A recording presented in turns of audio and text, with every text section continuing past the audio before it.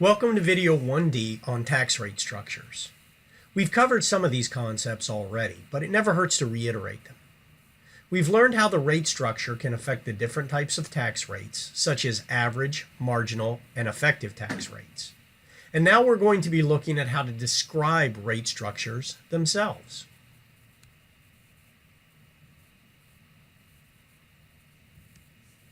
Let's start by examining the U.S. individual rate structure for married filing jointly taxpayers in 2018.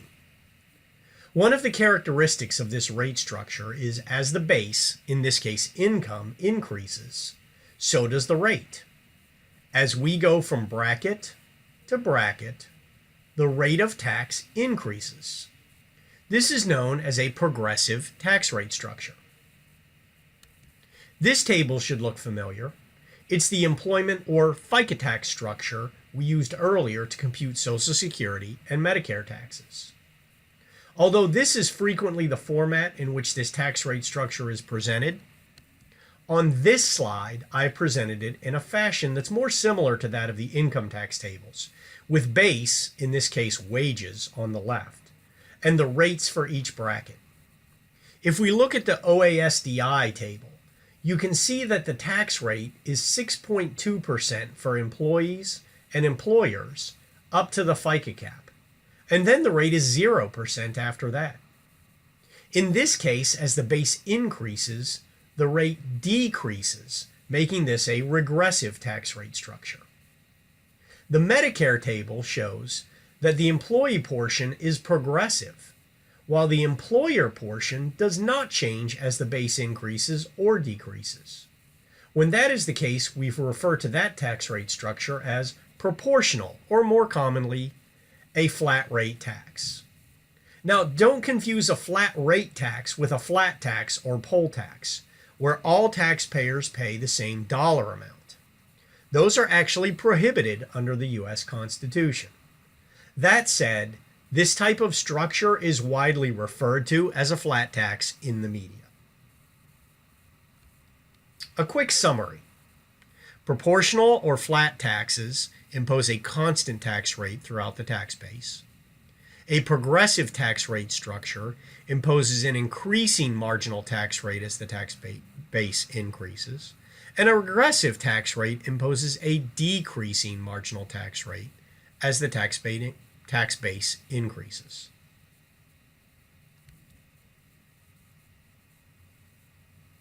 Okay, Mr. Krabs has taxable income of $10,000 and tax-exempt income of $10,000. Mrs. Puff has taxable income of $50,000 and tax-exempt of $30,000.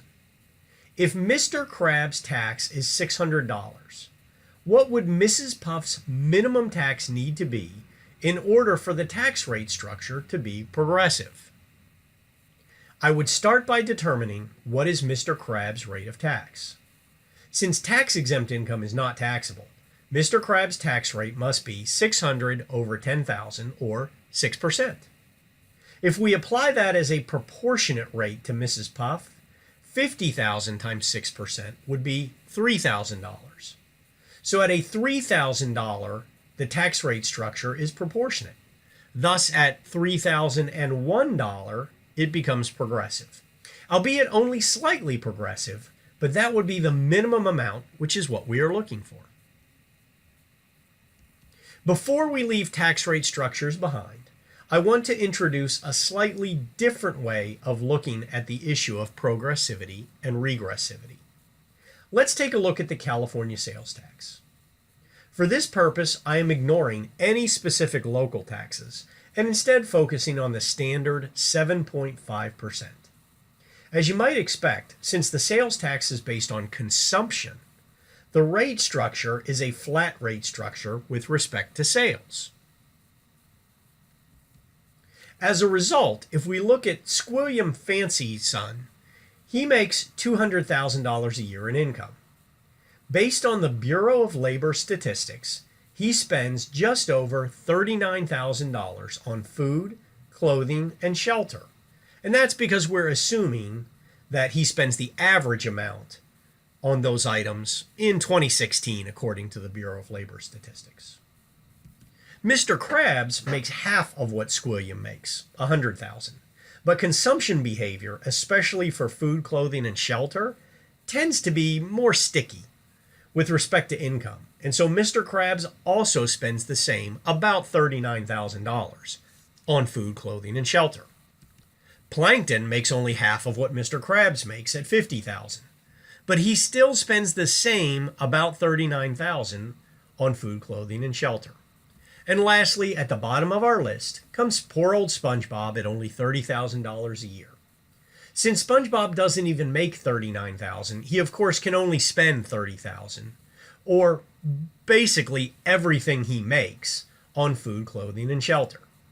Now, before we move on, of course, consumption of these basic necessities is not inelastic with respect to income. Squilliam probably lives in a bigger and nicer home than SpongeBob.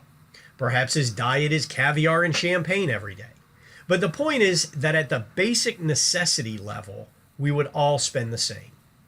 Okay, with that in mind, let's look at the analysis of this tax in a slightly different light. Now, we can present the sales tax not as a percent of consumption, which is the base on which it's calculated, but rather as a percent of income. On this basis, sales taxes are not flat, but rather are regressive. In an even more tilted analysis, we can examine sales tax as a percent of not total income, but disposable income, which would be the amount of income left over after consuming the basic necessities. In this analysis, the sales tax is even more regressive. The point here is not whether you agree that a sales tax is a regressive tax. With respect to consumption, it's proportional. With respect to income, it has some regressive characteristics. The point is you can see that the rate structure may depend on the perspective of the data. So be sure and understand whatever evidence you are provided. Here's some data on the U.S. income tax. It's 2015, which sadly is the most current issued by the IRS. Since the date of Jon Stewart's video I showed you back at the start of the module, the situation has changed slightly. That video was made in the middle of the late 2000s financial crisis, and so progressivity was peaking. It's come down a little, but note that 1% of the taxpayers, the wealthiest 1% of course, pay 39% of all taxes paid. The top 25%, which is taxable income of about $100,000, pays 87% of all income taxes collected. That's about 35 million tax returns. The bottom 50%, or half of all U.S. taxpayers, contribute only 2.8% of all income taxes collected. The result is a clear signal that the U.S. income tax system is progressive. Here's a chart that shows the effective rate for different income groups.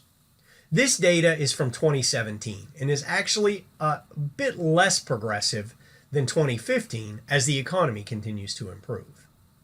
You can see that the bottom two quintiles, or 40% of the U.S., pays a negative income tax rate.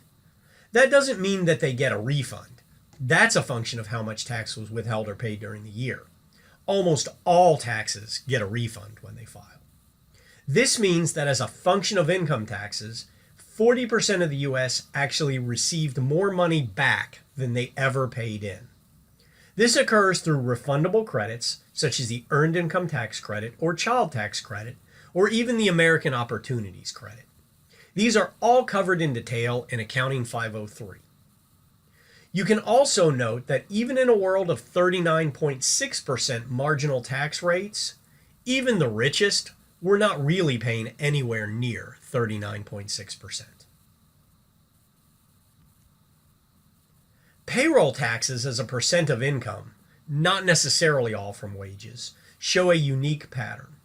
It starts lower, but follows more of a flat rate ranging between 6 and 8% for most taxpayers. In the very top income brackets, two things contribute to lower rates. The first is the FICA cap, of course, But the other is that many of the wealthiest earn a large proportion of their income from sources other than wages, such as capital gains, which are not subject to employment tax. By the way, this may actually make sense in some way, in that the richest are also less likely to need the safety net of employment taxes in retirement.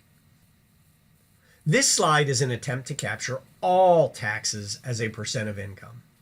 You can see that the total U.S. taxes are progressive, which is predictable since the highly progressive income tax represents one of the largest shares of federal revenue.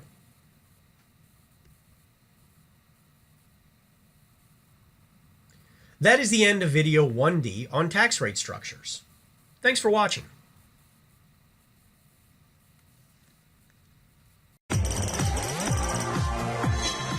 All right, time for Janet Hex. How young and restless are you right now over the anticipated tax cut to come? Now, the president is very excited to tell Americans that you can fit it pretty much on a card like this, the entire thing. Now, my point on this is that, well, it's wonderful if you can get a long card, but if you don't see an improved net, in other words, if you're not taking home more money and a lot more money, or at least something that you could notice is a lot more money, the simplicity matter. Let's go to Attorney Christy Gunzig, Gunzig, I should say. We have Internet radio sensation, Michael Gunzelman, Your World Audio Man, Dion Baya, and Miss America 2008, Kirsten Hagelin. All right, so to you first, Guns, on this. What do you want, simplicity or money?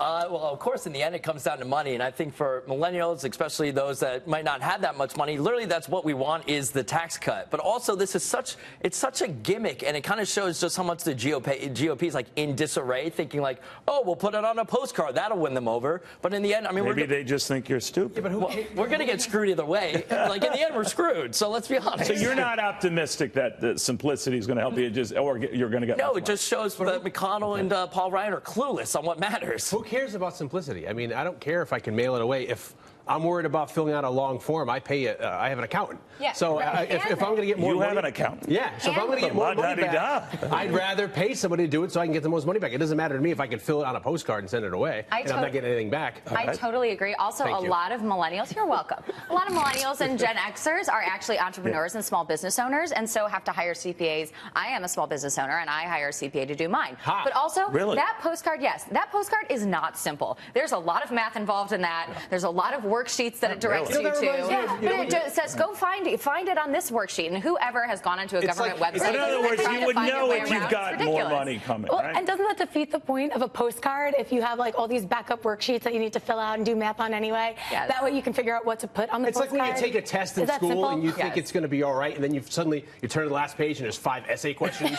that need to be 6 paragraphs each, and you're like, oh my God, I thought I was done. So bottom line, you have your doubts. Unless you see more net, you're going to have the money, baby. Yeah. Show me the money, baby. Tax for living, like credit for living in New York City. I mean, okay, calm down. Maybe they'll work on it. Yeah, all right. I'm sorry. They whine a lot. Talk about my generation.